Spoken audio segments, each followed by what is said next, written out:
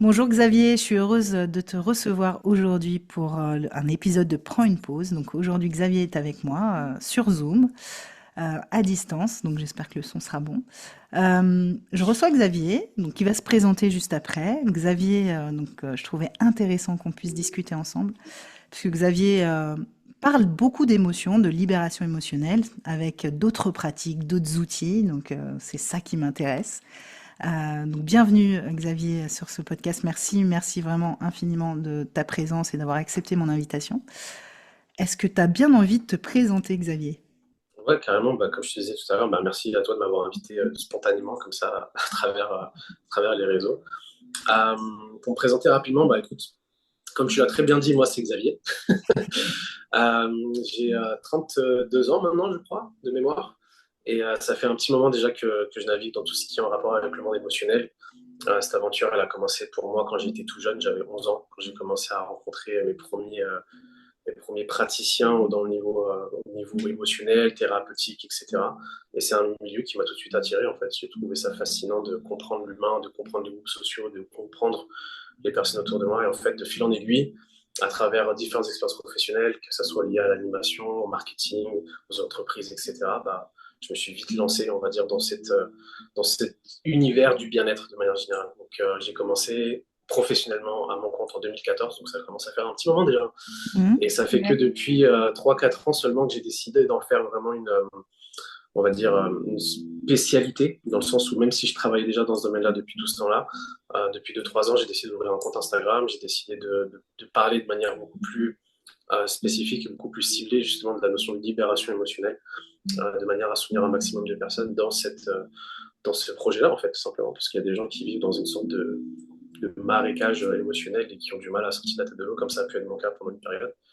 Donc forcément, c'est des outils que j'adore, que j'adore utiliser sur moi, que j'adore apporter aux autres aussi, sous forme D'accord. d'ateliers, de sessions one-in-one, enfin bref. Les applications, elles sont très nombreuses et je m'amuse aussi avec ça. Trop beau. Ah, ouais, génial. Bon, très belle présentation. Alors c'est quoi Merci. la libération? C'est quoi la libération émotionnelle alors pour toi? Euh, Libération émotionnelle, pour moi, ça implique cette notion de libérer, au sens propre du terme, des choses qui sont enfermées à l'intérieur de soi. À savoir, il y a des épisodes comme ça dans notre passé, dans notre existence, qui ont pu être peut-être marquantes, choquantes, troublantes, ou peut-être à l'inverse, qui ont pu être très joyeuses. Et en fait, par mécanisme, notre corps, il a tendance à les stocker comme une sorte de petite mémoire. Et l'idée, c'est que, en fonction de ce qu'on vit, si on le vit à répétition et que cette mémoire ne se libère pas, ça peut créer des problèmes, des troubles, que ce soit physique, émotionnel, psychologique ou tout autre. Et ce travail d'enquête, comme je l'appelle, c'est vraiment d'aller chercher la racine de ce mal-être. Pourquoi j'ai mal au coude, pourquoi j'ai mal à la tête, pourquoi je me sens vide, pourquoi je me sens seul. C'est les symptômes. Et en fait, moi, ce qui m'intéresse, c'est connecter. Aller chercher un petit peu la racine qui a du mal, on va dire, à se soigner, à se guérir, et faciliter ce travail de libération à travers ça. Donc, c'est Hmm. se redonner un souffle pour se permettre de vivre différemment et s'épanouir différemment. Ouais, j'adore le mot enquête que tu as Ouais. employé. Parce que oui, d'une certaine façon, je partage vraiment ton, ta définition. Et c'est quoi, du coup, c'est là où on en vient à tes pratiques, à tes outils, puisque tu en parles aussi. Euh, c'est quoi tes pratiques, c'est quoi tes outils, comment tu accèdes à cette libération émotionnelle pour tes clients? Il y a je dirais comme un équilibre qui va se produire, dans le sens où, comme je viens de le dire, ce qui m'intéresse, entre guillemets, c'est d'aller trouver la racine, donc aller fouiller dans le passé, dans un premier temps. Le passé, il est super riche d'expériences, il est super riche d'un tas de choses, d'émotions, de vécus, de leçons, d'apprentissage, etc. Et en fait, souvent, ce passé, ça devient une histoire qu'on se raconte. Et on finit par croire à une histoire qui n'est pas forcément factuelle et vraie parce qu'elle est mélangée à toutes ces choses. Et du coup, l'un des outils que j'utilise, c'est ça. Ça va être ce qu'on pourrait appeler une régression émotionnelle. On va retourner dans l'histoire pour aller fouiller, aller chercher justement ce qui se passe. Est-ce que vraiment, quand j'étais petit, on m'a arraché la glace des mains ou alors c'est moi qui l'ai fait tomber, par exemple. Ça peut être un truc aussi bête que ça. Qui était présent ce jour-là? Et en fait, en fouillant, ça me permet justement d'identifier l'émotion, la personne, l'espace-temps et ramener ça dans le présent. Par la suite, il y a cette notion aussi d'aller voir dans le futur ce qui se passe. Parce que forcément, en tant qu'être humain, en tant qu'être vivant, je ne sais pas pour toi, mais je fais partie de ces gens qui aiment bien imaginer des choses que je pourrais faire plus tard, ne serait-ce qu'un voyage, ou acheter quelque chose, ou un projet, peu importe, un projet de vie. familial ou autre. Okay. Et forcément, ça aussi, ça génère de l'émotion. On se sent inspiré, on se sent fort, on se sent puissant, on se sent ceci, on se sent cela. Et il y a des peurs qui apparaissent. Est-ce que je vais y arriver? Est-ce que ceci? Est-ce que ça? Donc en fait, le fait d'aller dans le futur, ça permet aussi de voir un peu ce qui existe. Et c'est ce mix des deux, en fin de compte, que j'utilise. C'est à la fois un travail d'aller chercher dans le passé, trouver l'origine des choses et aller voir dans l'avenir qu'est-ce que je peux créer à partir de cette chose-là. Comment est-ce que je peux changer la direction de ce que je suis en train d'entreprendre aujourd'hui, de ce que je suis en train de vivre aujourd'hui, et lui donner comme une saveur différente, tu vois, un sens différent. Et c'est comme ça que j'amène justement cette libération, à proprement parler, que je facilite cette libération d'émotions. Parce que du coup, la plupart des personnes, quand elles viennent me voir, c'est parce qu'elles ont un souhait. Elles souhaitent se sentir mieux. Elles souhaitent aller mieux, s'épanouir mieux, aller vers tel et tel projet. Donc on libère le passé, on n'est plus dépendant de lui, et du coup, on peut aller vers l'avenir. Donc ça devient vraiment une démarche plus holistique, plus complète. C'est hyper intéressant ce que tu dis, quoi, cette notion de futur que j'aborde pas, pareil. Mais est-ce que, alors j'entends le passé, j'entends le futur, et où est-ce, où est la dimension du présent au final dans tes suivis là? Moi, ce que j'appelle la dimension du présent, ce serait plutôt ce qui me vient quand je dis aux personnes d'expérimenter ça, c'est laissez-vous vivre, laissez vivre. Pour moi, laissez vivre, c'est le présent. À savoir, si là, dans l'instant T, je commence à ressentir une émotion qui est troublée, par exemple, ça peut être une grosse angoisse.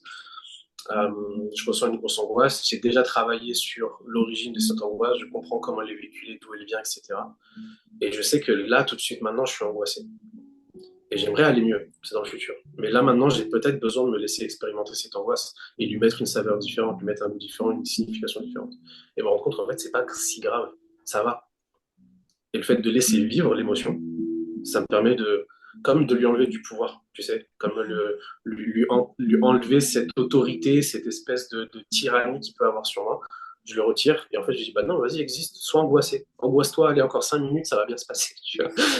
Et le fait de savourer, entre guillemets, cette espèce d'émotion qui apparaît, ça me permet de savoir où j'en suis, qu'est-ce que je décide de faire de ça.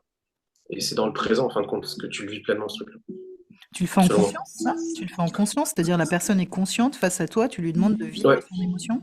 c'est ça. Ok. C'est ça. Si on parle de travail en séance, on va créer cette régression dont je te parlais à travers différents outils. Ça peut être soit de la respiration, soit un psychodrame, soit de l'identification. Il y a aussi les constellations familiales qui est beaucoup à la mode, ce terme-là, constellation familiale. Enfin bref, il y a plein d'outils. L'idée, c'est de trouver le bon qui fonctionne avec la bonne personne, trouver la bonne racine à travailler. Et une fois qu'on l'a, on le ramène dans le présent et on fait vivre ça. On lui redonne corps, on lui redonne vie. Parce qu'en fin de compte, l'émotion bloquée, c'est de l'émotion qui n'a pas eu le temps d'être conscientisée. C'est de l'émotion qui n'a pas eu de place pour vivre. Donc, viens, je te donne de la place. Viens, si tu as envie de faire ton caprice, fais-le, mais en Full HD et en 4K, quoi. Et ça va bien se passer, tu es accompagné, tu as un espace qui est propice à ça. La colère, c'est un sujet qui revient très très souvent. Les gens qui ont peur de se mettre en colère parce qu'ils ont peur de ce qu'ils pourraient faire, ben, on crée un espace entier où la colère est OK. Et ça va, il n'y a pas mort d'homme. Voilà. Et une fois que ça s'est vécu, bah forcément, on se sent plus libre. C'est comme s'il nous manquait un truc à l'intérieur auquel on avait l'habitude. On avait l'habitude de sentir pas bien. Et d'un coup, c'est bah ouais, en fait, non, je me sens bien, c'est bizarre, j'ai jamais goûté cette saveur. On redécouvre un truc en fait. Ouais. Et ça permet d'aller dans une autre direction. Ouais, en fait, quoi, c'est vrai que ce que tu dis, ça me parle beaucoup. C'est libérer ses émotions, ça commence par les vivre déjà, Ouais, en fait, tout simplement. exactement. Et ça fait peur pour la plupart du temps de Ouais, vivre ouais, ça. là, justement, tu parlais de la colère juste parce que pour un peu faire moins flipper les gens qui nous écoutent. Quand tu dis, oui, j'ai entendu que tu as dit, t'as des gens qui se disent, putain, je vais tout casser, et même en fait qui confondent d'ailleurs beaucoup colère et agressivité, et Exactement, violence même, plus violence. c'est ça. Est-ce que tu as vraiment eu des gens qui retournent ton cabinet ou qui cassent des choses? Non, jamais, parce que dès Voilà. le départ, je leur dis, de toute façon, je sais pas me battre. Donc si tu dois revenir aux mains, je vais perdre. Donc ça sert à rien. Je leur dis dès le départ ça. Ouais. Et en fait, je crée un espace. Je crée un espace entier où s'il y a besoin de frapper, par exemple, ils pourront frapper. Mm. S'ils ont juste besoin d'exprimer par la voix avec des mots calmes, posés, ils le font. S'ils ont juste besoin de le ressentir sans l'exprimer, pareil. En fait, il y a un espace qui est dédié à chaque chose. Et l'objectif, c'est un peu comme tu sais, les metteurs en scène dans les théâtres à l'ancienne avec des grands décors super beaux, faits main, etc. Le but, c'est de créer l'endroit parfait, le décor parfait qui fait que la scène qui va être vécue, elle va être épique. Mm. Et la personne va s'en souvenir toute sa vie. Et elle va le sentir dans ses cellules, dans son corps, dans tout, tu vois. Ah, Et il génial. va en créer une sorte de nouveau code dans son ADN de ouais, c'est bon, je suis plus cette histoire, je suis plus cette émotion, c'est fini. Ah, génial. C'est vrai que quoi, moi je procède pas, j'ai pas de mise en scène et c'est pas forcément en conscience que je fais libérer, mais effectivement je crée aussi, je mets tout à disposition pour crier, pour taper, pour tout ça, mais Ouais, génial. Donc tu as parlé déjà de la régression, comme tu as dit, ouais, avec différents outils. Tu as aussi, tu utilises des plantes aussi, je sais. ouais. Est-ce que c'est pour les mêmes fins également, pour de la libération émotionnelle ou c'est pour d'autres choses? Alors à l'origine, quand j'ai commencé à parler de ce qu'on appelle les plantes médecine, donc c'est des plantes qui viennent d'Amazonie pour la quasi-totalité.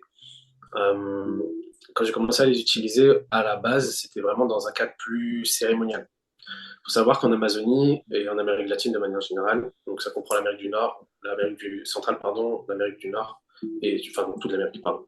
On va le faire plus simple, tu vois, parce que même en Amérique du Nord, c'est vrai qu'ils le font aussi avec le tabac, par Ouais, exemple. je précise, Xavier, que tu as des origines aussi Oui, c'est équatoriennes. là, exactement, ouais. Donc ma famille est d'Équateur. Mm.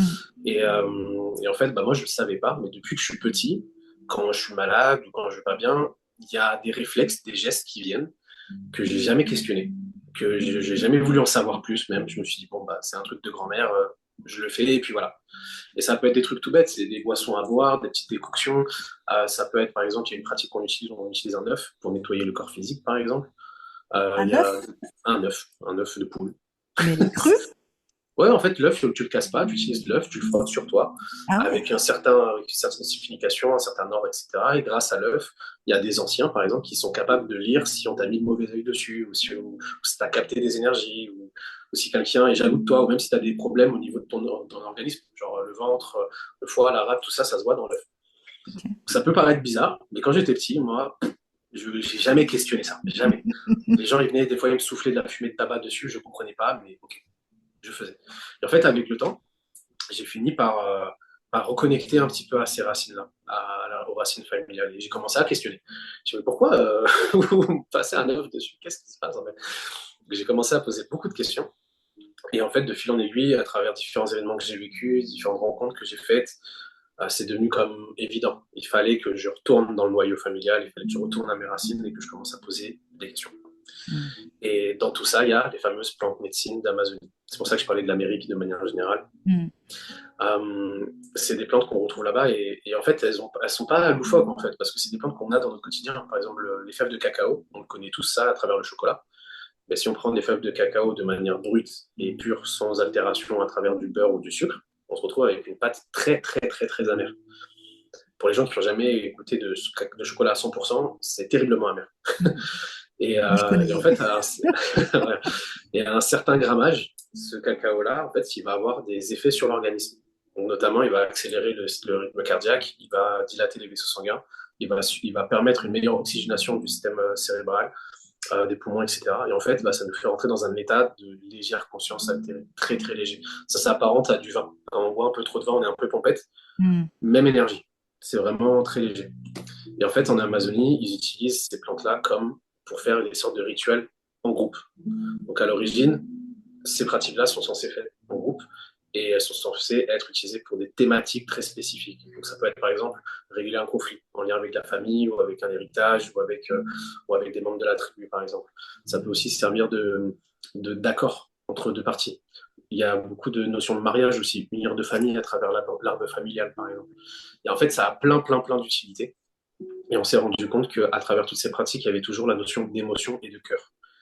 Quand Mm. les personnes s'unissent à travers le cacao, elles s'unissent à travers un lien émotionnel où elles se permettent d'être authentiques. Donc elles parlent plus facilement, elles connectent plus facilement, les émotions sortent plus facilement. Donc à l'origine, j'ai commencé avec ça.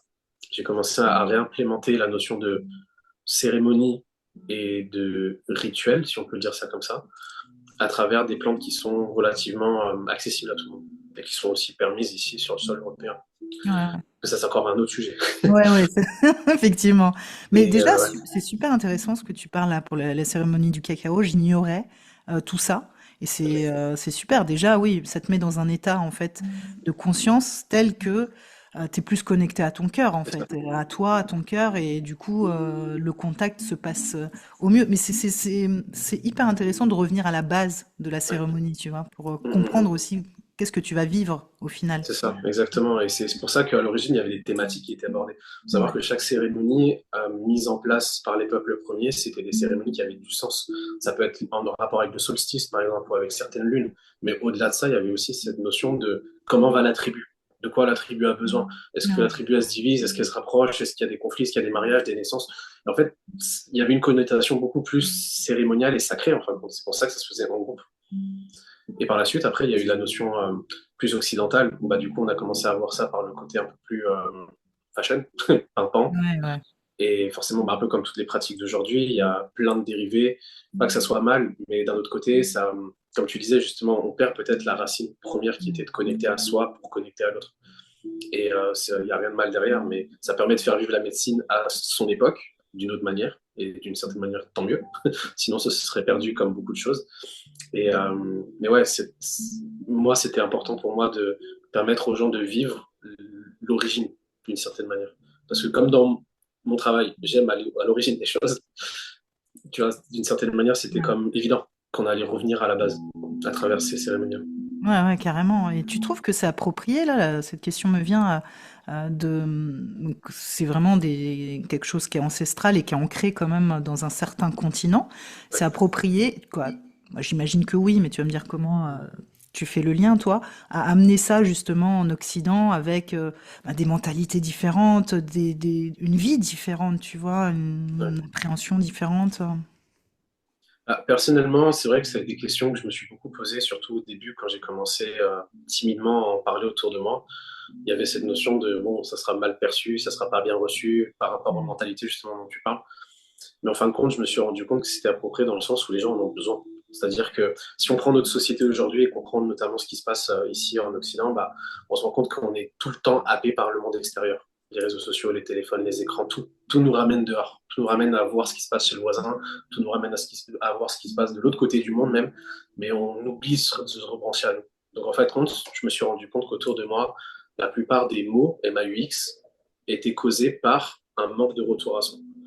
Quand j'ai commencé à parler des plantes en usant cette terminologie de revenir aux origines, de reconnecter à soi, bah, ça m'a surpris de voir qu'il y avait autant de monde qui me disait ben oui, ben en fait, je ne sais pas comment faire. Je ne sais pas comment faire le calme en moi. Je ne sais pas comment me ressentir. Ça m'est arrivé d'entendre des hommes, surtout des hommes, dire ben moi, j'ai l'impression de ne pas avoir d'émotion. Mm. Ou à l'inverse, des femmes qui subissent leurs émotions plus l'émotion des autres. Et une sorte d'équilibre comme ça, mais chaotique en fin de compte. Donc pour moi, ça me parlait totalement. Je me disais, bon, bah, c'est un travail à mettre en œuvre. Essayons de voir ce qui peut se passer en fin de compte dans ce genre d'espace où les personnes ont besoin de se reconnecter. Et forcément, comme j'avais, on va dire, comme j'ai tout hérité d'une certaine manière de mon côté familial, j'y suis allé avec une confiance aveugle. Je me suis dit, bah, je vais faire confiance en la plante. Il y a ce rapport aussi qui est très étrange où je peux parler d'une plante comme si c'était mon voisin ou mon meilleur ami, tu vois. Avec le temps, je me suis dit, ça, c'est chelou quand même. Mais j'avais confiance en ça, tu vois. J'avais confiance en la pratique, en la plante, j'avais confiance en comment ça allait justement connecter aux autres. Et, euh, et ouais, c'est devenu évident, quoi.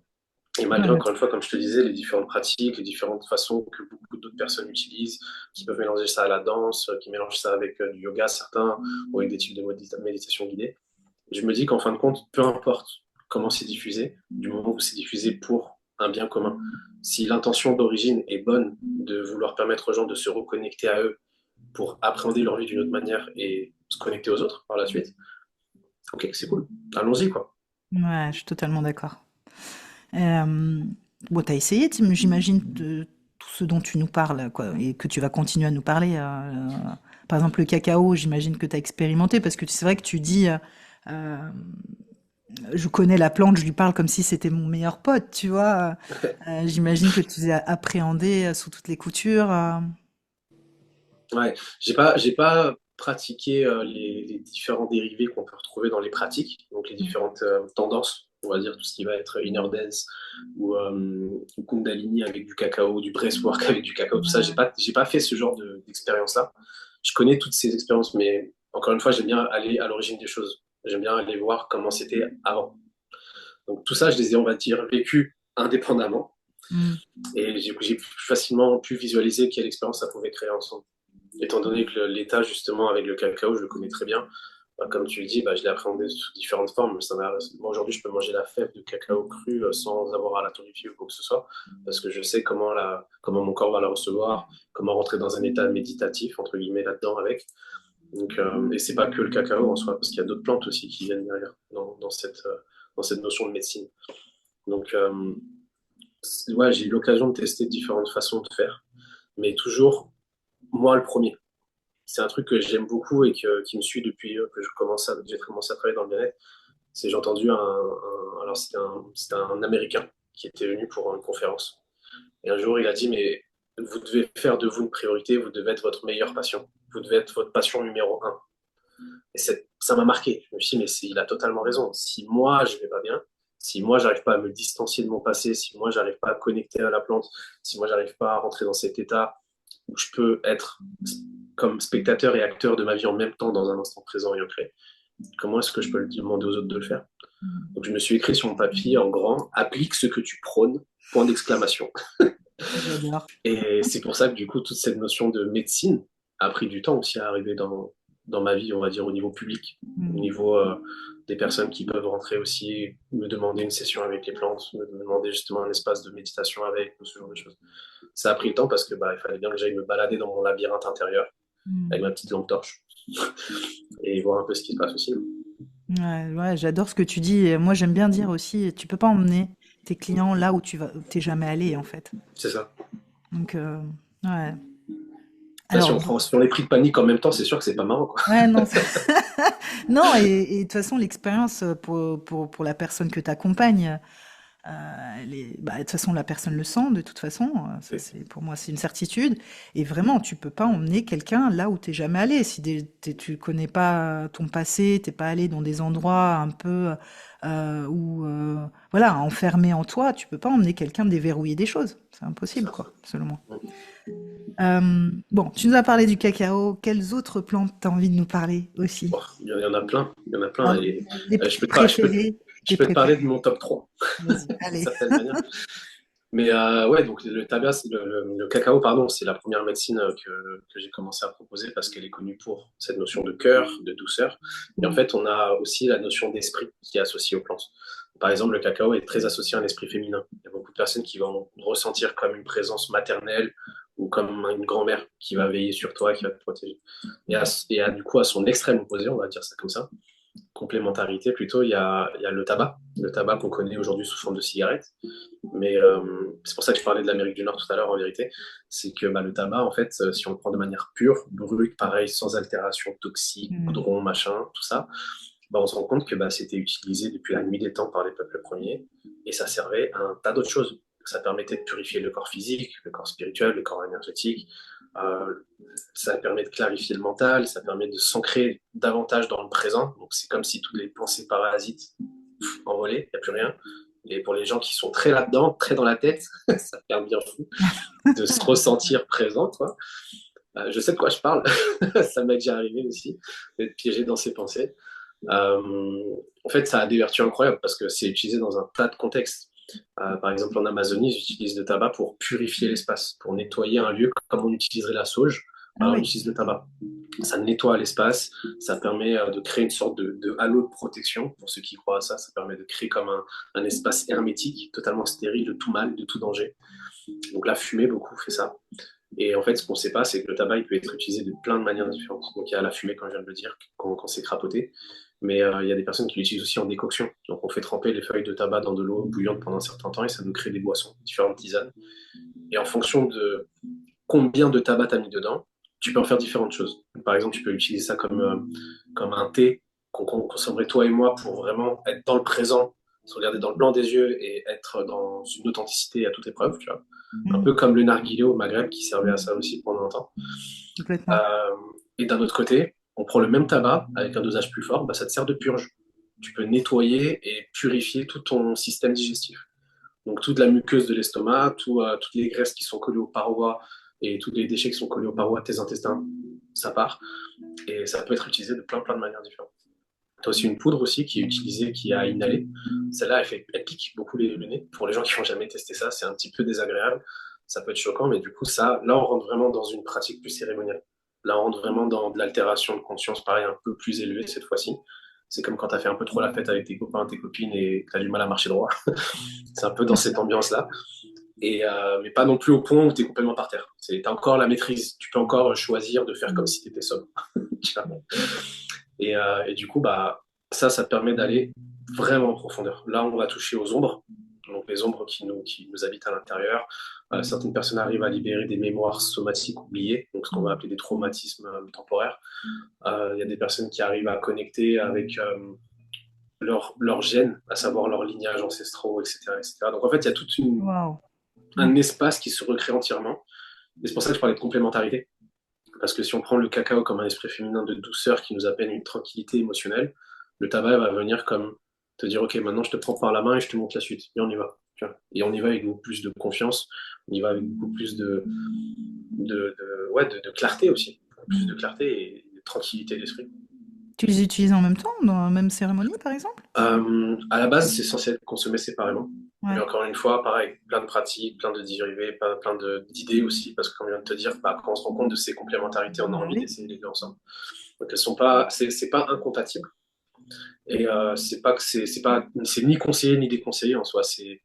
On parle beaucoup de se sentir appelé par et de faire au feeling. C'est comme ça qu'on le ressent beaucoup. Donc ça va beaucoup dépendre des gens, Ok. cette, euh, cette notion de mélanger les pratiques, enfin les médecines, pardon. Mais de manière générale, on peut très bien les vivre séparément et le voyage est le même. Ok. Donc là, tu m'en as donné deux. Tu m'as dit Ouais. top 3. Le troisième, là, on rentre dans une catégorie beaucoup plus perchée, si on peut dire Ah. ça comme ça. Là, on va parler vraiment d'altération de conscience à tous les niveaux, avec très peu, voire pas du tout de maîtrise sur ce qui se passe.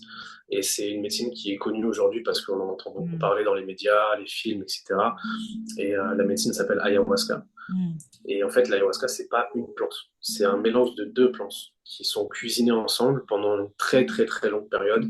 Et en fait, c'est le jus qui est extrait de cette cuisson qui nous donne ce breuvage ancestral et qui nous permet d'accéder à un autre monde. Clairement, là, il n'y a pas d'autre terme. C'est vraiment un autre monde dans le nôtre, quoi.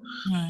Et la raison pour laquelle j'aime beaucoup cette médecine-là, c'est que je me suis posé beaucoup la question de comment est-ce qu'on pourrait aujourd'hui proposer ce breuvage, sachant qu'il n'est pas forcément autorisé sur le sol européen, et même quasiment tous les sols, hein, quasiment tous Ouais, les ouais. territoires. L'Amérique latine aussi, il y a des zones où c'est pas forcément autorisé. Et comment est-ce qu'on pourrait du coup proposer ça?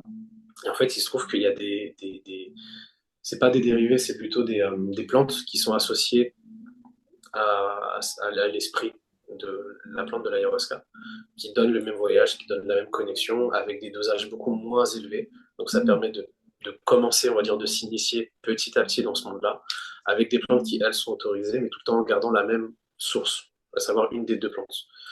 Et en fait, ça permet justement d'avoir comment je pourrais dire ça? Ouais, comme une base, comme un fil qui est tendu sur lequel on peut s'entraîner à faire un peu l'équilibriste, sans se mettre en danger, sans avoir cette peur de vomir ou d'avoir des maux de ventre ou de rester bloqué, parce que c'est souvent les peurs que les gens Ouais. me partagent. Et je comprends totalement, parce que ce qu'on voit sur les réseaux, forcément, ça fait peur. Et en fait, ça permet d'appréhender étape par étape ce voyage-là. Et en fait, encore une fois, on revient aux origines, parce qu'encore une fois, à l'origine, ces pratiques-là ne sont pas faites pour nous mettre dans des états démentiels. Elles sont faites pour guérir, purger, soigner. Euh, En espagnol, on utilise le mot sanar, qui se traduit par guérir, mais ça n'a pas la même connotation en espagnol. Il y a beaucoup cette notion de comme nettoyer l'âme de quelque chose qui n'est pas à lui ou qui ne devrait pas être là, quoi. Et ouais, du coup, c'est pour ça que j'aime beaucoup cette médecine-là. Ça nous donne accès à l'inconscient. Et quand on sait que l'inconscient, subconscient, c'est là où se loge la plupart des mots qui nous habitent, Ouais. bah, si je te dis que là, demain, tu peux ouvrir la porte et aller dire bonjour à tes traumas et t'en débarrasser, entre gros guillemets, pourquoi pas? Hmm. Pourquoi pas? Surtout si j'ai vraiment envie d'aller bien vite, d'une certaine manière. Ouais, ouais, bien sûr. Après, le tout, comme tu dis aussi, c'est comment c'est fait. C'est Ben, ça. j'imagine, en plus, là, tu as parlé de préparation, donc c'est hyper intéressant aussi. J'imagine que tu prépares. Donc toi, t'emmènes, tu fais des voyages avec ça, il me semble, hein. Tu Ouais, guides. là c'est la deuxième année où je me suis projeté d'en proposer un voyage justement au Pérou pour que les personnes puissent rencontrer du coup un guérisseur que je connais là-bas, qui est un ami de la famille et qui pratique ça depuis des années, des années, des années. Et lui, il a vécu dans la jungle même tellement il pratique ça depuis des années. Et ça me tenait à cœur de trouver justement un lien de confiance avec une personne qui pratique comme moi, entre guillemets, dans le sens où on a à cœur cette origine-là. Aujourd'hui, il y a un marketing touristique qui est présent. Mm. Encore une fois, c'est pas qu'il y a bien ou mal, c'est juste que bah, forcément, ça augmente le risque de tomber sur des personnes qui sont soit mal intentionnées ou pas assez préparées. Ouais. Et du coup, ça me tenait à cœur d'avoir un voyage vraiment traditionnel au possible. Je ne demande pas forcément que la personne qui m'accueille ait des plumes partout. Je demande simplement que la pratique soit respectée bah, à l'origine et dans la La racine tradition, d'où elle ouais. vient, quoi. C'est ça. Et du coup, bah, en discutant avec cet homme qui s'appelle Arnaldo, on a justement trouvé l'idée de, OK, pourquoi pas proposer un espace et même tout ce qui va être en termes de financement, par exemple, le financement que les personnes mettent pour pouvoir vivre cette retraite. En fin de compte, bah, ça va servir la communauté sur place. Il y a très très peu, voire quasiment rien qui reste pour lui. Sinon, bah, tout le reste va au village, des personnes qui nous accompagnent pour la diète, qui préparent la nourriture parce qu'on est accompagné pendant un certain temps, ils cuisinent pour nous d'une certaine manière. C'est important de savoir que on mange des choses spécifiques quand on est dans un voyage comme celui-là. Le lieu où on a accueilli, enfin, tout est mis à disposition. Et en fait, bah, c'est surtout pour faire vivre cette communauté-là. Et que le financement, bah, du coup, est nécessaire, on va dire. Mais même par rapport à ça, c'est-à-dire qu'il y a des retraites qui commencent à 5 000 euros et qui peuvent monter jusqu'à 10 000. Mm. Et moi, c'est pas que je trouve ça grave, parce qu'encore une fois, chacun fait ce qu'il veut. Mais on n'a pas besoin d'aller aussi loin. Surtout qu'on ne va pas vendre des porte-clés, quoi. Là, on vient pour soi. Donc pour soi, les sommes, elles sont largement sous 3 000 euros et ça permet à tout le monde de pouvoir en bénéficier pour une longue période, quoi. Ouais, c'est super. Mais c'est bien de le préciser aussi, hein. Bien sûr, hein, quoi, on n'est pas là pour dénoncer qui que ce soit. Ah non, Chacun pas fait du ce tout. qu'il veut. Mmh. Après, voilà, quoi, moi, ce qui m'intéresse, c'est de parler de toi et de comment toi tu travailles. Et après, les gens ont assez, quoi. Moi, j'ai confiance en l'humain. Il a assez de Ouais, discernement pour c'est choisir pareil. la personne qui lui convient, quoi. Donc ouais, donc en revenant pour la préparation, donc tu prépares les gens avant de partir avec toi? Bien Ouais. sûr, totalement. Si on parle de ce voyage au Pérou qui nous emmène pendant 10 jours en plein cœur de l'Amazonie, je les prépare plusieurs mois à l'avance. C'est-à-dire qu'à partir du Ouais. moment où la personne me dit, OK, c'est bon, je me joins à l'aventure et je veux y aller et je veux travailler sur mes intentions, etc., je prends le temps personnellement et ça, c'est vraiment un extra help, comme je les appelle, parce que ça me tient à cœur de le faire. Je prends plusieurs heures d'appel avec eux. On organise ça et on va comme faire un travail de fond. À savoir, on va commencer à aller toucher le passé, on va commencer à toucher l'histoire, comme si on était sur un accompagnement classique, enfin, Mm. où j'accompagne les personnes à se libérer, etc. Bah, c'est la même chose. Là, on va le préparer dans le but que quand tu arrives sur place, toutes ces choses qu'on a pu voir en amont viennent comme s'intégrer parfaitement dans la médecine dans laquelle tu vas justement te lancer dans les prochains jours. Parce que 10 jours, ça reste long. Et on parle de 10 jours sans technologie, sans électricité, sans tout ce que tu connais, quoi, sans ton petit Mm. canapé, ton confort, ta télévision 4K, tout ça. Enfin, tout ça, on oublie. Mm. Donc les jours sont extrêmement longs. Très, très, très, très, très longs. Ouais, Du coup, j'imagine. il y a un tas de choses qui remontent. Il peut y avoir des angoisses, il peut y avoir des peurs, il peut y avoir certaines personnes à se mettre à voir des choses carrément alors qu'elles n'ont encore rien consommé. Ça peut mettre dans un état de panique avancé, quoi. Mm. Donc en amont, il y a cette préparation-là que je fais avec eux pour que l'émotionnel soit prêt, que le corps, que l'énergie corporelle, etc., que toute la mécanique soit bien huilée d'une certaine manière. On a le travail des intentions, qui est hyper important, surtout pour nous ici en Occident, où on aime bien mettre du sens sur les choses. Mm. Donc pareil, cette notion d'intention. Et ensuite, il y a toute une préparation corporelle et alimentaire. On commence à enlever petit à petit différents produits addictifs, tout ce qui va être cigarette, alcool, etc. On va commencer petit à petit à enlever les produits transformés, les produits animaliers, etc. Donc on arrive à une alimentation très brute qui, pareil, peut paniquer les gens. Parce que du jour au lendemain, tu m'enlèves un beefsteak alors que je suis carnivore, c'est pas terrible, tu vois. Les végétariens, souvent, s'en sortent mieux. Ouais, On s'en sort mieux parce facile. que bah, il y a déjà des choses qu'on a enlevées, quoi. Donc c'est Ouais. pas trop compliqué. Mais voilà, il y a plein de petites choses qui traînent, le sucre, les gâteaux, tout ça, on commence à enlever progressivement. Le but, c'est pas de faire une coupure nette, parce qu'encore une fois, ça sert à rien de choquer le corps dans une dynamique où à la base, c'est censé te faire du bien. Donc le forcer à aller bien, c'est bizarre, Mm. pour moi en tout Ouais. cas.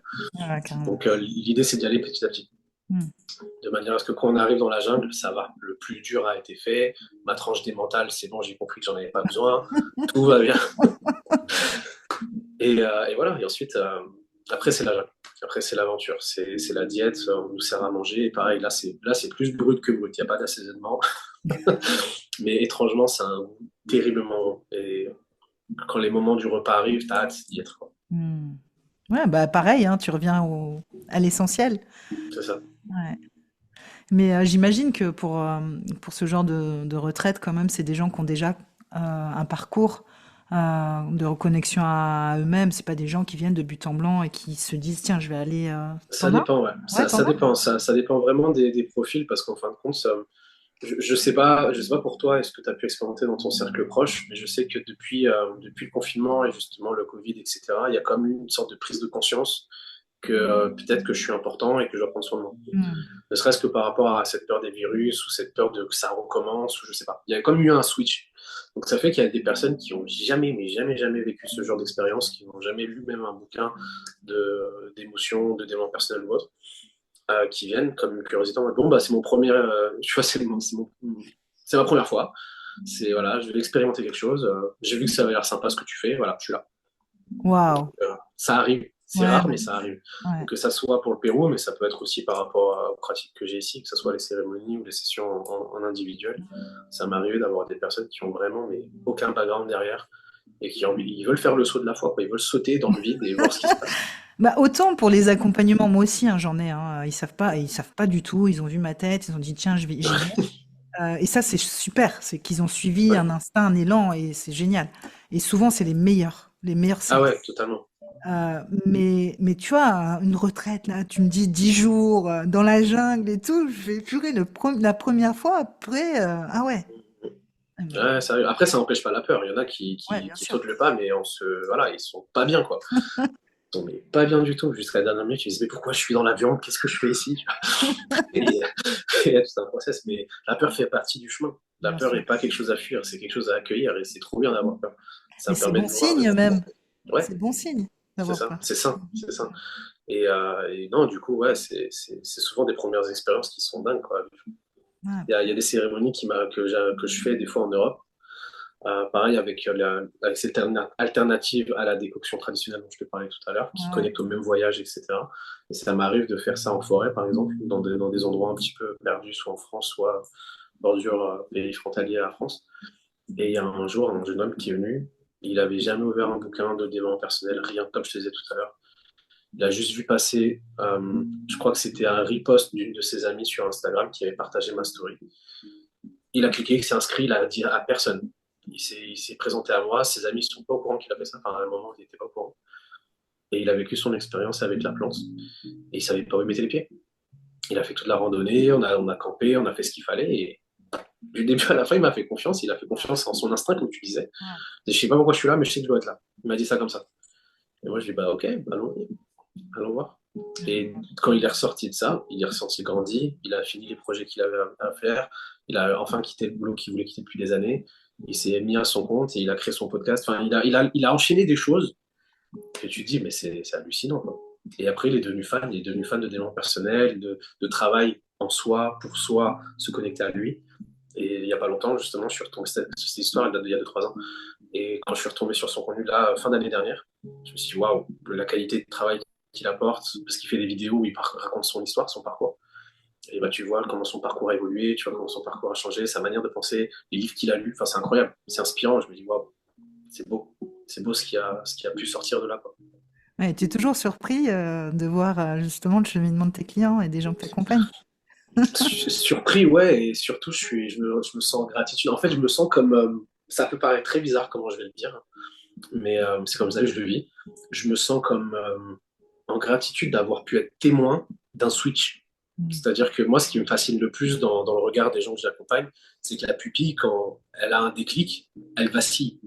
Et cette espèce de mouvement de vague, je suis accro à ça.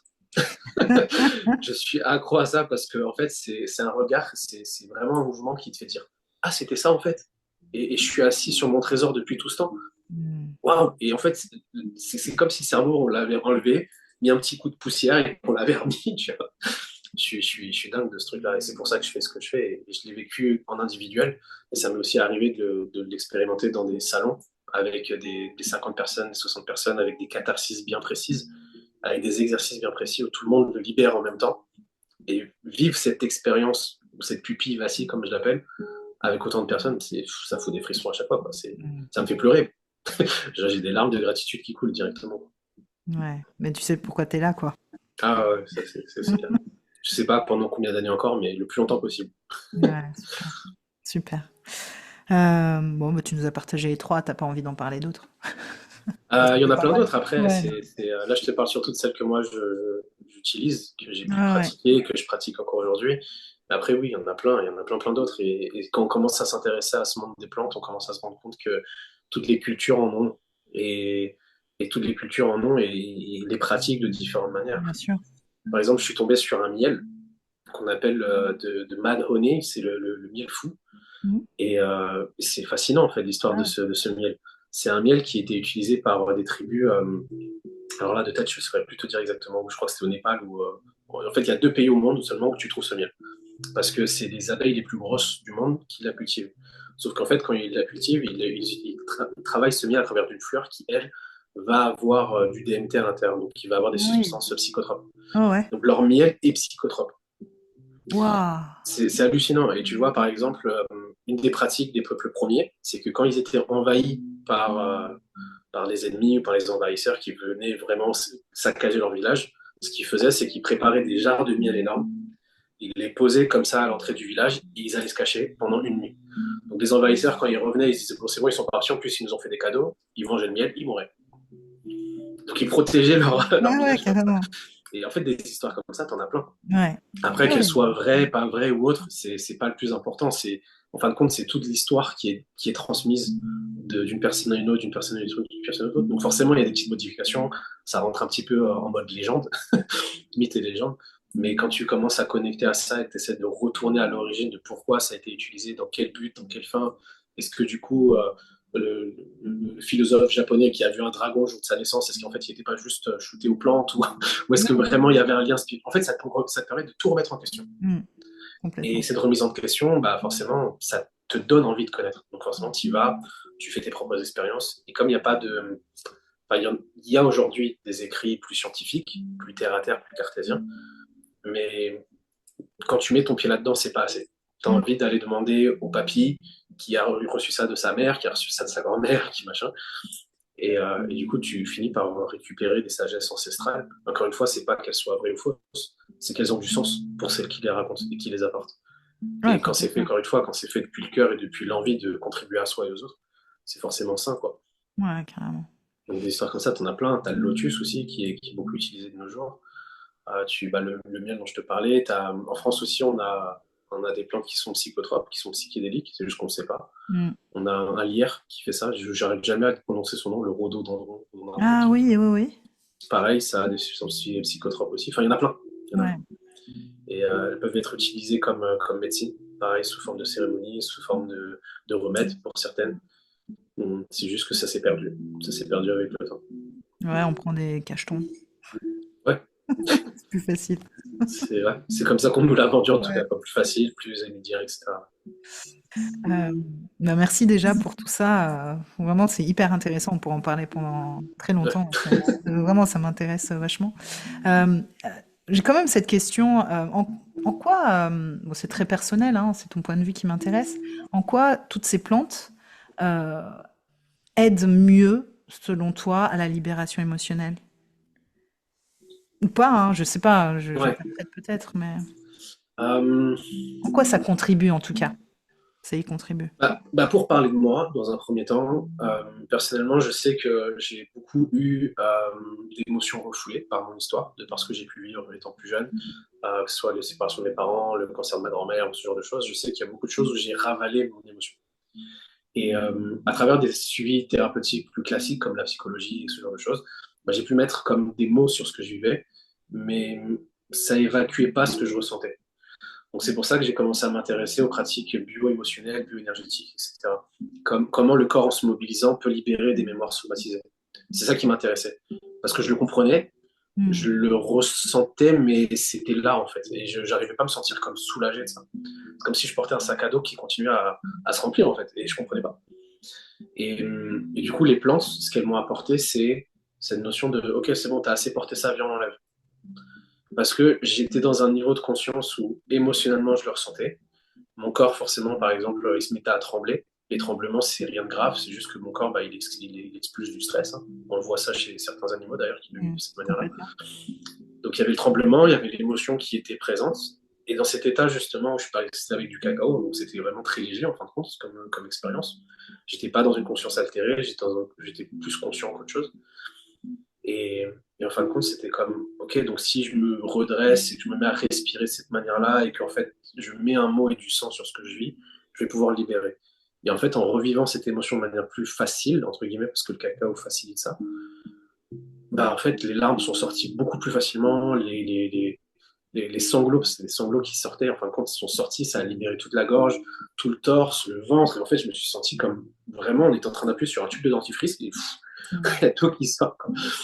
Et c'est ça que j'ai trouvé beau dans ma pratique personnelle, c'est que à chaque étape de mon avancée en moi, que ce soit avec des outils psycho-émotionnels, bio-émotionnels ou avec les plantes, c'est comme si c'était complémentaire et ça me permettait d'aller un peu plus loin et d'enlever un peu plus, un peu plus, un peu plus.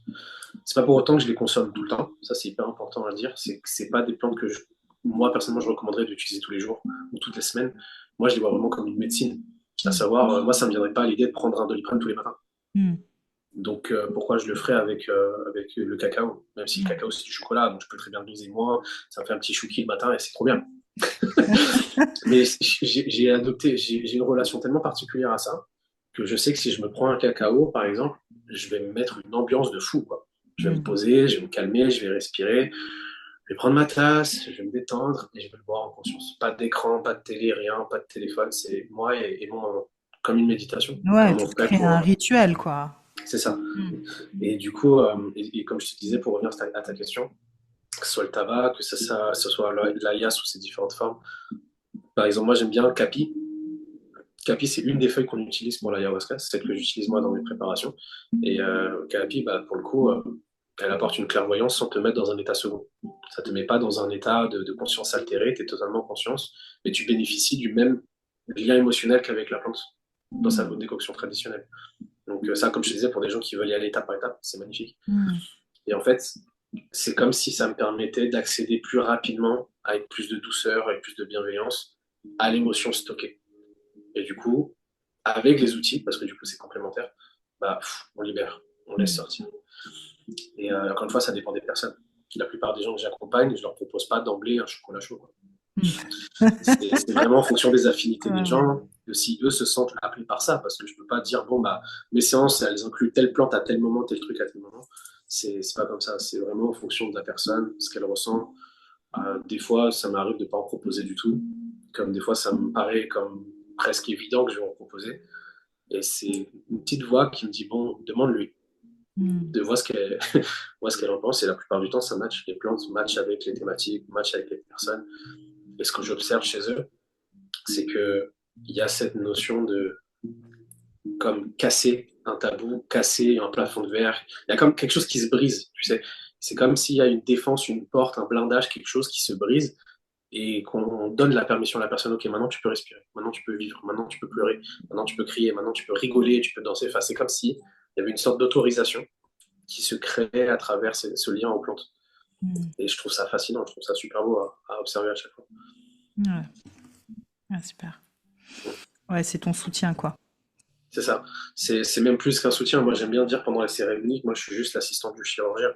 C'est la plante, la star, quoi. C'est elle qui sait où elle va aller, qui sait comment connecter, qui sait comment elle va interagir avec son patient. Et moi, je suis juste là, bistouri, tiens, bistouri, scalpel, tiens, scalpel. Je suis juste là à apporter mes outils, ma personne, à la personne en fonction de ce qu'elle a besoin. Je me mets totalement en Mon service. service, ouais. Je sais que je vais utiliser un mot qui peut paraître fort pour certaines personnes, mais j'en suis à un point où je m'abandonne à la pratique et je m'oublie entièrement dans cet espace. C'est plus à propos de moi, c'est plus à propos de ce que je sais, de ce que je sais pas, de ce que je maîtrise ou pas. C'est à propos de ce que la personne a besoin. Hmm. Et si elle a besoin que je me mette à faire le poirier pour se sentir mieux, ben je le ferai. tu vois l'idée? Ouais, ouais, mais carrément, mais j'en ai des frissons là de ce que tu dis. C'est beau, hein, ce que tu dis. C'est un peu notre rôle, hein, d'accompagnant. Ouais. Quoi. En tout cas, merci pour toute ton humilité et Merci à toi. ton authenticité sur ça, parce que c'est bien de rappeler aussi que un thérapeute, quel qu'il soit, quelles que soient ses méthodes, il est au service de ce qui se passe en fait. Vraiment au service de la personne, mais aussi de ce qui se passe à l'instant. Et effectivement, tu le dis très bien, bah, en fait, on est là et on fait ce qu'il y a à faire. On s'abandonne à ce qui est présent parce qu'on ne sait jamais ce qui peut arriver. En C'est fait, ça. quand tu as une personne qui est en face de toi, tu sais pas avec quoi vient, ce qui va sortir. Et en fait, bah, tu t'adaptes. Et l'adaptation fait que, en fait, c'est pas une histoire de toi, thérapeute. C'est toi, Ouais. là, t'es présent à ce qui s'ouvre à l'autre et tu l'accompagnes comme il faut. En tout cas, les choses viennent. C'est ça. C'est une vraie connexion avec l'autre, quoi. Et toi, la connexion aussi avec la plante qui est hyper importante. Ouais. Mm. Ouais, c'est un plus. Je me sens chanceux de pouvoir être dedans. C'est pour ça que je te disais tout à l'heure que des fois j'en parle comme si c'était un proche, quoi. Ça Ouais, peut non, paraître un mais. peu étrange, ça déstabilise parfois, mais ouais, si j'ai eu confiance à eux. Il n'y Mm. a pas un moment où je doute de comment on va pouvoir travailler entre guillemets ensemble. Mais je suis toujours comme curieux. Tu sais, j'ai impatient de me dire, OK, on va par où maintenant? Qu'est-ce que je vais apprendre? Et quand je travaille en moi, avec la plante pour moi, quand j'ai mes petits moments de rituel ou de cérémonie, c'est toujours quelque chose, c'est toujours trop beau, quoi. Parce Mm. que forcément, je sais pas tout et je veux pas tout savoir, je veux continuer à apprendre. Je suis le premier à vouloir. Je t'ai dit tout à l'heure, je suis mon meilleur patient. Ouais, Je veux, ouais, carrément. je veux continuer et je veux m'accompagner avec autant de bienveillance que je peux accompagner les gens. Mm. Et ouais, ça commencera toujours par moi. Et du coup, mon rapport à la plante, moi, ça m'arrive de consommer peut-être une fois par trimestre pour te donner une sorte de timeline. Et c'est une plante, c'est pas les trois. Tu vois. Ouais. Peut-être un coup ça va être le tabac, un coup ça va être le cacao, un coup ça va être capi. Là, par exemple, quand on sera dans la jungle, bah, ça sera l'ayahuasca, tu vois, sous ses différentes formes. Il y aura du mobilisana, il y aura d'autres plantes, tu vois. Donc, j'ai comme des périodes où je peux faire ces retrouvailles, ces rencontres à nouveau. Et je sais qu'on va aller un peu plus loin. Et pas forcément dans les ombres cette fois, parce qu'on les a déjà vus la semaine dernière, tu vois ce que je veux dire. Ça change tout le temps, en fait. Et c'est trop bien. Mm. Oui, parce que juste, on va terminer sur ça, je pense. Comment on peut rassurer aussi les gens alors, moi, j'utilise pas de plantes, mais tu vois, j'utilise beaucoup l'état de conscience modifié. Les gens ont peur d'aller découvrir des choses. Comment toi tu les rassures? Parce que j'imagine que c'est ça qui fait le plus peur en fait. Moi, la plupart du temps, je pose la question. Parce que, en fait, ce que j'aimerais savoir en premier, c'est est-ce que tu as vraiment envie d'aller mieux? Est-ce que tu as vraiment envie de vivre ce que tu me dis que tu veux vivre? Parce que si tu n'as pas envie, que tu es content dans ce que tu vis en ce moment, bah, pourquoi se forcer à changer en fait? C'est la première chose qui, moi, m'intéresse, avant de parler de rassurer ou autre. Et savoir qui t'a dit que tu devais être heureuse tous les jours, tu vois. Parce qu'il y a quelqu'un, donne-moi son numéro, on l'appelle, on fait une intervention, quelque chose.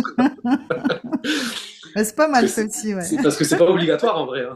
Mm. Personne t'a obligé. Bien sûr. Mais forcément, donc moi, la première chose que je m'assure, c'est est-ce que la personne, elle est consciente du chemin qu'elle veut prendre et si elle est OK avec l'idée d'entreprendre le chemin.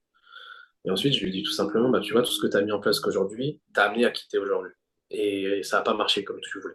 Donc l'objectif, c'est peut-être de traverser cette peur pour te permettre de voir quelque chose que tu n'as pas essayé, que tu n'as pas vu de toi.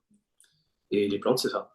Mm. C'est la plante, elle va être capable de te dire, parce que, et ça, je sais que ça sonne très bizarre, mais elle te dit, elle te parle, quand tu consommes même un cacao, tu entends quelque chose en toi, c'est peut-être ta voix à toi, tes pensées, mais tu entends quelque chose qui te parle, et tu entends quelque chose qui te dit, bah, c'est par là. Et souvent, c'est par là, bah, il y a peut-être ta peur en chemin, mais en fin de compte, ça va aller. Et c'est juste toi et toi. Et ça, généralement, ça suffit à ce que les gens se disent, OK, j'ai peur, mais j'y vais quand même. Mm. Comme je te disais tout à l'heure, l'idée, c'est pas forcément d'enlever la peur, c'est de la prendre par la main. Et j'aime bien, c'est une image qui me rassure moi, personnellement, qui m'a aidé à voir mes émotions différemment. Un jour, je me suis posé, je me suis demandé pourquoi est-ce que j'en voulais autant aux émotions que je vivais, mes peurs, mes craintes, etc. Et je me suis dit, mais ça se trouve, en fait, mes émotions, c'est juste des potes bourrés qui viennent de se faire virer par leur copine en rentrant à la maison et qui cherchent un endroit où dormir. Et quand j'ai réfléchi comme ça, je me suis dit, mais moi, un pote qui me contacte à minuit, 3 heures du matin pour me raconter ça, je vais pas le laisser dehors. Je vais pas l'insulter, je vais pas lui dire, ouais, toi encore avec tes trucs et tout. Me connaissant, je vais ouvrir la porte, je vais me moquer de lui un petit peu. Je vais l'allonger sur un canapé, je vais lui mettre une couverture dessus, je vais veiller à ce qu'il dorme bien, qu'il ne vomisse pas partout, etc. Et le lendemain, je lui servirai une boisson chaude et je lui demanderai de me dire ce qui s'est passé. Et je Ouais. me suis dit, mais si je suis capable de traiter des potes qui sont dans cet état-là, de cette manière-là, heureusement, ça m'est jamais arrivé, mais si je suis capable de projeter ça dans ma tête, pourquoi je ne le ferais pas avec moi, avec mes émotions? Et ça a tout calmé en moi. Mm. Donc, du coup, c'est souvent comme ça que je parle de cet état de crainte, d'appréhension. C'est qu'en fin de compte, ta peur, elle est la gardienne des émotions qui ont besoin d'être accueillies Ouais. et qui ont besoin d'avoir leur petit canapé, leur petit chocolat chaud avec un marshmallow grillé dessus et qu'on prenne le temps de dire, OK, qu'est-ce qui s'est passé? Pourquoi cette angoisse? Pourquoi ce stress? Pourquoi cette peur? Pourquoi ces choses-là? Parle. Pas de jugement, pas de critique. Tout est OK. Ouais, ça, c'est beau hein, ce que tu dis. En plus, c'est vrai que c'est hyper parlant. Moi, c'est vrai que je parle toujours de cette peur, tu vois. Moi, j'ai pas d'exemple comme celui-là, mais moi aussi, je pense que j'ai appréhendé la peur sous toutes Ouais. ses formes. C'était quelque chose qui était très présent en moi. Et pour moi, la peur aujourd'hui, c'est un puissant indicateur. C'est j'ai peur, ok, ça me dit quelque chose. Tu vois, Mmh, c'est vraiment un outil qui est hyper précieux parce que au lieu de rester figé, c'est se questionner. c'est ça. Qu'est-ce que la peur, elle vient me dire? C'est vraiment être dans le questionnement. Et bon, merci beaucoup. En tout cas, elle est pas mal cette histoire de meilleur pote. Non, mais c'est génial comme exemple. Je pense qu'on a fait le tour. Ça fait un petit moment qu'on discute. Ça Est-ce qu'il marche. y a des choses que tu as envie d'ajouter, Xavier, dont on n'aurait pas parlé, peut-être? J'ai rien qui me vient à l'esprit, simplement dire aux personnes qui écoutent de prendre soin d'elles, de continuer à prendre soin d'elles, de merci de prendre soin de vous aussi, parce qu'on ne se rend pas compte de ça. J'ai pas de truc en particulier que je pourrais raconter en plus. Je suis déjà très content et très honoré d'avoir pu partager tout ça avec toi ici maintenant. Donc Ouais, merci. merci. Merci, non, merci à toi. Et comment, là, c'est quoi les projets actuels? Comment on peut venir à toi? Alors, tu es en région parisienne essentiellement, il me Ouais, semble. c'est ça. Dis-nous un peu comment, c'est quoi les actualités là du moment pour toi? Les actualités du moment. Déjà, comment me trouver, c'est Instagram. J'ai pas de site web, j'ai pas de LinkedIn, j'ai pas tout ça. Peut-être qu'il faudrait que tu me penches là-dessus, là, cette année. Mais j'ai que Instagram, donc xav.mdc, c'est tout. Et les actualités du moment, là, pour le prochain, en tout cas, la prochaine chose qui est en train de se programmer, se préparer doucement, c'est la retraite au Pérou, du Mm. début d'année. Ça va se passer du 20 au 31 dans la jungle, donc forcément avec un jour ou deux avant et un jour ou deux après la sortie de la jungle, donc ça va faire un jour du 18 au 2, on va dire ça comme ça. C'est quel mois? Mai, donc Mai? mai, juin. Ok. Et voilà, donc c'est au Pérou, on va dans une région qui s'appelle Pucallpa, donc c'est vers le nord du Pérou, et on s'enfonce dans la jungle amazonienne.